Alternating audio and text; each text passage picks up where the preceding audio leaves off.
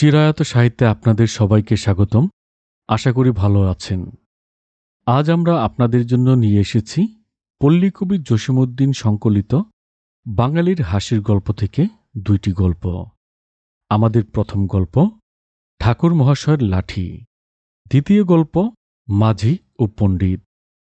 তো চলুন শুরু করা যাক আমাদের আজকের গল্প পল্লীকবি জসীমউদ্দীন সংকলিত বাঙালির হাসির গল্প থেকে দুইটি গল্প। ঠাকুর মশায়ের লাঠি। বামন ঠাকুর কিছুই আয় করিতে পারে না। পূজা আর্চা করিয়া কি বা পায় সে? বউ দিনরাত খিটখিট করে, এটা আনো নাই ওটা আনো নাই। শুধু কি এমনই খিটমিট? মাঝে মাঝে ঝাঁটা উচাইয়া ঠাকুর মশাইকে মারিয়া নাস্তানাবুদ করে। কাহাতাক আর এসব সওয়া যায়? সবসময় বউ বলে, তুমি বাড়ি হইতে বাহির হইয়া যাও। সেদিন ঠাকুর মশাই বউকে বলিল, তুমি আমাকে 4খানা রুটি বানাইয়া দাও, আমি বিদেশ যাইব, দেখি কোথাও কোনো কিছু উপার্জন করিতে পারি কিনা। আপদ বিদায় হইলেই বউ বাঁচে। সে 4খানা রুটি বানাইয়া দিল।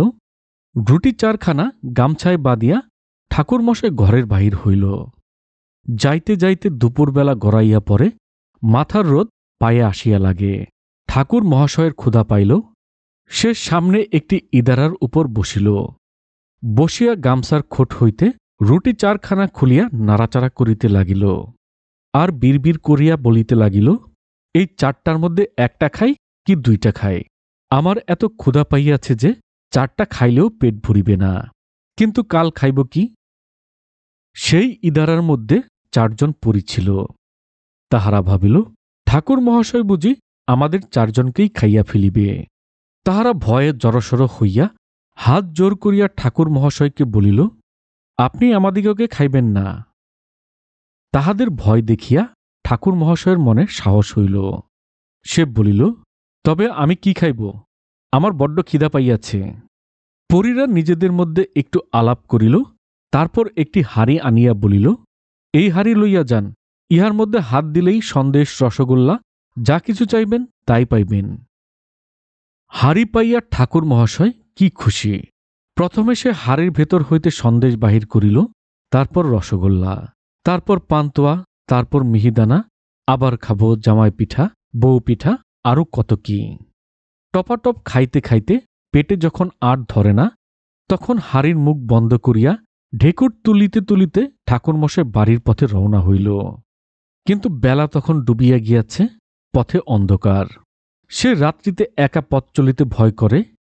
সামনে ঠাকুর মহাশয়ের এক বন্ধুর বাড়ি। সেই বাড়িতে যাইয়া সে অতিথি হইল। মিষ্টির হাঁড়ি কি করিয়া পাইয়াছে, মিষ্টির হাঁড়ি কি করিয়া পাইয়াছে, কাউকে তাহা না বলিতে পারিয়া ঠাকুরের দম আটকাইয়া আসিতেছিল। বন্ধুর বউ ঠাকুর মহাশয়ের জন্য রান্না করিতে যাইতেছিল। সে তাহাকে বলিল, আজ আর তোমাদের রান্না করিতে হইবে না। আমার নিকট এই যে হাঁড়ি আছে, ইহার মধ্যে হাত দিলে সন্দেশ, রসগোল্লা যাহা চাহিবে তাহাই পাইবে। একগাল হাসিয়া বন্ধুর বউ সেই হাঁড়ির মধ্যে হাত দিয়া দেখে, সত্যি সত্যি হাঁড়ির কাছে সন্দেশ, রসগোল্লা যা কিছু চাওয়া যায় সবই পাওয়া যায়।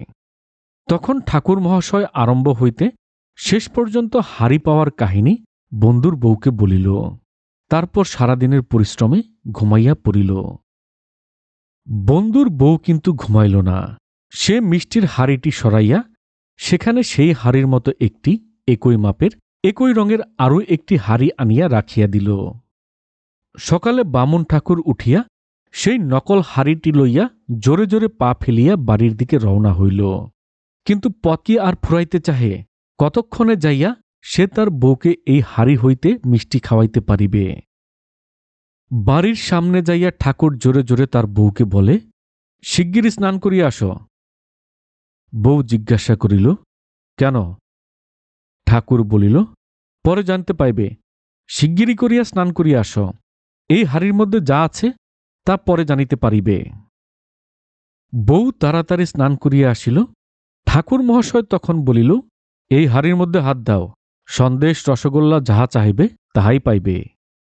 বউ হাঁড়ির ভিতরে হাত দিয়া বলিল, রসগোল্লা খাইব, কিন্তু হাত শূন্য। বউ আবার হাঁড়ির মধ্যে হাত দিয়া বলিল, সন্দেশ খাইব, কিন্তু হাত শূন্য। বউ বুঝিল ঠাকুর তাকে ফাঁকি দিয়াছে। তখন সে চটিয়া মটিয়া ঠাকুরকে মারিতে আসিল। ঠাকুর কোন রকমে পালাইয়া বাঁচিল। পরের দিন ঠাকুর বউকে অনেক অনুনয় বিনয় করিয়া বলিল, দেখো, আমাকে আরো 4টিখানা রুটি বানাইয়া দাও। আমি সত্যি সত্যি 1 হাঁড়ি সন্দেশ লইয়া আসিব। ঠাকুরের বউ হাঁড়ি পাতিল নাড়িয়া সামান্য কিছু আটা বাহির করিয়া তাই দিয়া 4খানা রুটি বানাইয়া ঠাকুরকে দিল। তাহা গামছায় বাঁধিয়া ঠাকুর পথে রওনা হইল। তারপর সেই কুয়ার কাছে আসিয়া 4খানা রুটি লইয়া নাড়াচাড়া করিতে লাগিল। 2টা খাব না 4টা খাব? কুয়ার ভেতর হইতে পরীরা তাহা শুনিতে পাইয়া জোর হাত করিয়া ঠাকুরকে বলিল, দেখুন, আমাদেরকে খাইবেন না।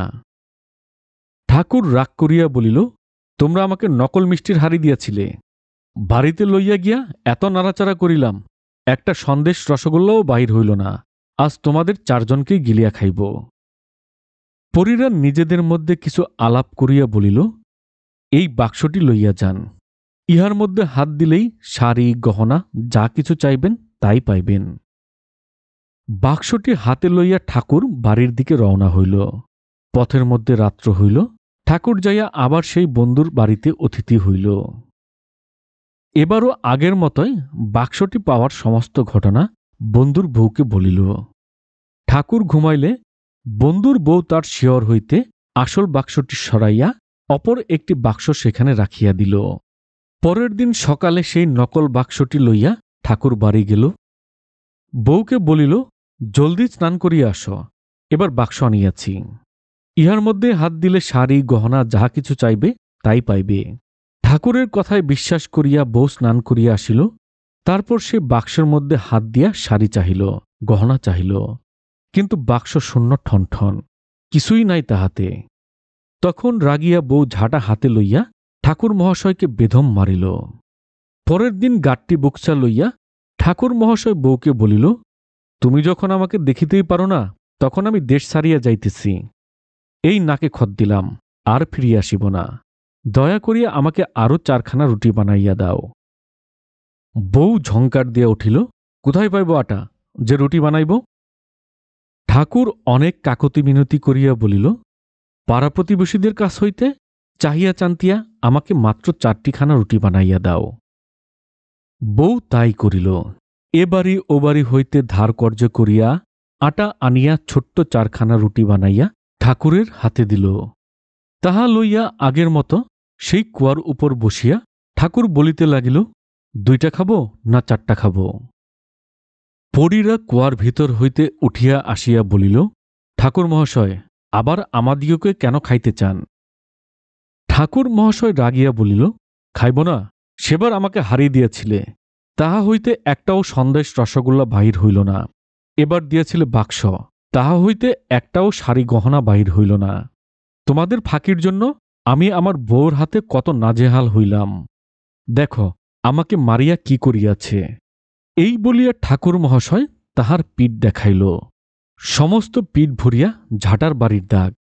পরীরা তখন একে একে ঠাকুর মহাশয়ের কাছে সব কথা শুনিল। বাড়ি যাইবার সময় ঠাকুর যে এক বন্ধুর বাড়িতে রাত্রিবাস করে তাহাও জানাইয়া লইল। তাহারা ঠাকুরকে বুঝাইয়া দিল, বন্ধুর বউ আপনার নিকট হইতে হাড়ি ও বাক্স বদলাইয়া লইয়াছে। পরীরা সকলে মিলিয়া কি পরামর্শ করিল। তারপর ঠাকুরকে বলিল, এই লাঠিখানা দিলাম, সঙ্গে লইয়া যান। যাহাকে যখন মারিতে বলিবেন লাঠি যাইয়া তখনই তাহাকে মারিবে। লাঠি লইয়া ঠাকুর পূর্বের মতোই সেই বন্ধুর বাড়িতে আসিল। বন্ধুর বউ এই কয়দিনে সেই হাড়ি হইতে সন্দেশ রসগোল্লা খাইয়া আর সেই বাক্স হইতে শাড়ি গহনা পরিয়া এক্কেবারে নতুন মানুষ সাজিয়াছে। একগাল হাসিয়া বন্ধুর বউ জিজ্ঞাসা করিল, এবার কি আনিয়াছ ঠাকুর? ঠাকুর বলিল, এইবার আনিয়াছি এই লাঠিখানা। যাকে মারিতে বলিব লাঠি তাকেই মারিবে। বউ অবিশ্বাসের অভিনয় করিয়া বলিল, ইস, তাই বিশ্বাস হয়? আচ্ছা দেখাও তো কি করে তোমার লাঠি। ঠাকুর লাঠিকে বলিল, লাঠি, যাও আমার বন্ধুর বউকে একটু লাঠিপেটা কর। ঠাকুরের আদেশে লাঠি যাইয়া বন্ধুর বউকে মারিতে লাগিল। বন্ধুর বউ কাঁদিয়া ঠাকুরের পায়ে পড়িল। ঠাকুর বলিতে লাগিল, তবে আনো, আমার সে আসল মিষ্টির হাড়ি, আনো আমার সে আসল শাড়ি গহনার বাক্স, তবেই লাঠিকে মারিতে বারণ করিব। বন্ধুর বউ আর কি করে? লাঠির বাড়িতে তার সমস্ত শরীর ঝালাপালা হইয়াছে। সে হাড়ি আর বাক্স আনিয়া ঠাকুরের সামনে তাড়াতাড়ি রাখিয়া দিল। ঠাকুর লাঠিকে মারিতে বারণ করিল, বন্ধুর বউ হাঁপ ছাড়িয়া বাঁচিল। পরের দিন সকালে হাতে লাঠি আর দুই বগলে হাড়ি আর বাক্স লইয়া ঠাকুর বাড়ি রওনা হইল। বাড়ির সামনে আসিয়াই ঠাকুর ডাক ছাড়িল, বউ, শিগগিরি যাও, স্নান করিয়া আস।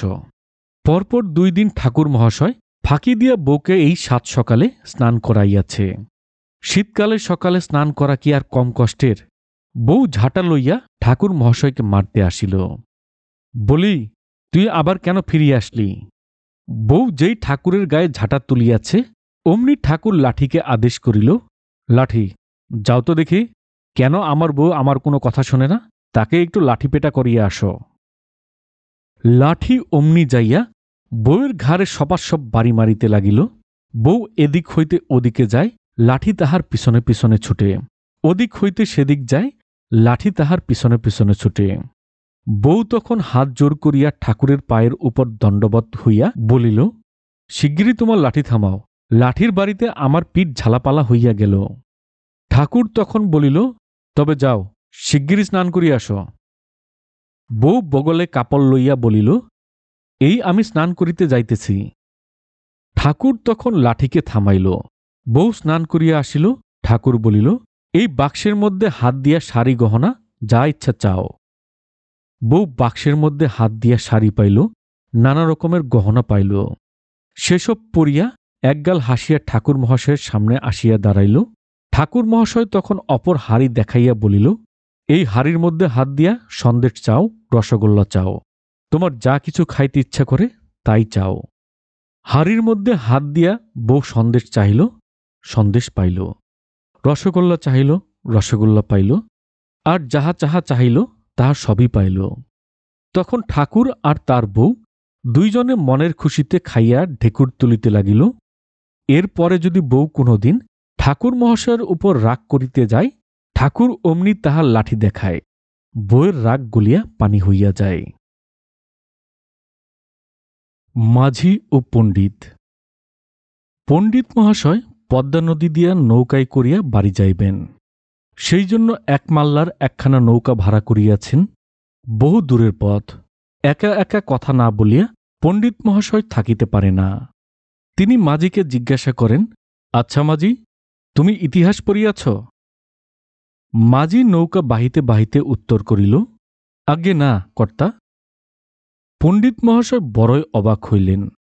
আচ্ছা, বলো কি মাঝি, তুমি ইতিহাস পড়ো নাই? ইতিহাসে আগেকার দিনের রাজা বাদশার কথা, কত যুদ্ধ বিগ্রহের কথা লেখা থাকে। আগেকার দিনের লোকেরা কিভাবে চলিত, কি করিত, আরও কত কি ইতিহাস পড়িয়া জানা যায়। তুমি এর কিছুই জানো না? মাঝি বিনয় করিয়া বলিল, না কর্তা, আমি মুখ্য সূক্ষ্ম মানুষ, এসব কিছুই শিখি নাই। খানিক যাইয়া পণ্ডিত মহাশয় আবার জিজ্ঞাসা করিলেন, আচ্ছা মাঝি, তুমি ভূগোল পড়িয়াছ? মাঝি বলিল, না কর্তা। পণ্ডিত মহাশয় বলিলেন, মাঝি, তোমার জীবনই বৃথা। পৃথিবীটা গোলাকার, তার কোনায় কোনায় কত দেশ, কোথায় কোন নদী, কোথায় কোন পাহাড়, কোন দেশের লোক কেমন, কোথা হইতে জিনিস পাওয়া যায়, এর সবকিছু ভূগোলে লেখা থাকে। তুমি সেই ভূগোলই পড়ো নাই, তুমি বাঁচিয়া থাকিয়া কি লাভ? মাঝি হাই তুলিয়া নৌকা বাহিতে লাগিল। খানিক বাদে পণ্ডিত মহাশয় আবার মাঝিকে জিজ্ঞাসা করিলেন, মাঝি, তুমি বিজ্ঞান পড়িয়াছ? মাঝি পূর্বের মতোই উত্তর করিল, আজ্ঞে না কর্তা। বলো কি মাঝি, আজ পৃথিবী বৈজ্ঞানিকদের হাতের মুঠোয়। কেন রোদ হয়, কেন বৃষ্টি হয়, কোথা হইতে বিজলি আসে, ইলেকট্রিক, রেডিও, উড়োজাহাজ আর অ্যাটম বম, কিসে কি হয়, এ সবকিছু বিজ্ঞান পড়িলে জানা যায়।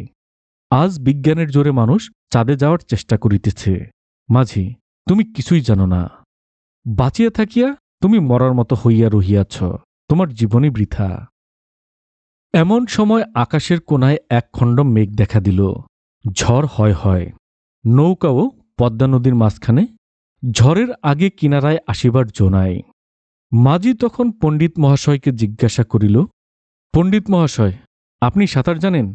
আকাশে মেঘ করিয়াছে, ঝড় আসিল বলিয়া। পণ্ডিত মহাশয় ভয়ে ভয়ে বলিলেন, না মাঝি, আমি তো সাঁতার জানি না। তখন মাঝি বলিল, আমি ইতিহাস জানি না, ভূগোল জানি না, বিজ্ঞান জানি না, এজন্য আমার জীবন বৃথা।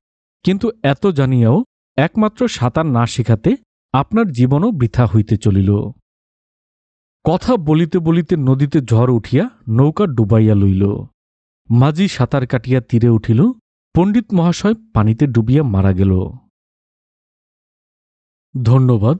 এই ছিল আমাদের আজকের গল্প। আশা করি গল্পগুলো ভালো লেগেছে। যদি গল্পগুলো ভালো লাগে তবে আমাদের চ্যানেল চিরায়ত সাহিত্যকে লাইক, কমেন্টস ও সাবস্ক্রাইব করে আমাদের পাশেই থাকবেন।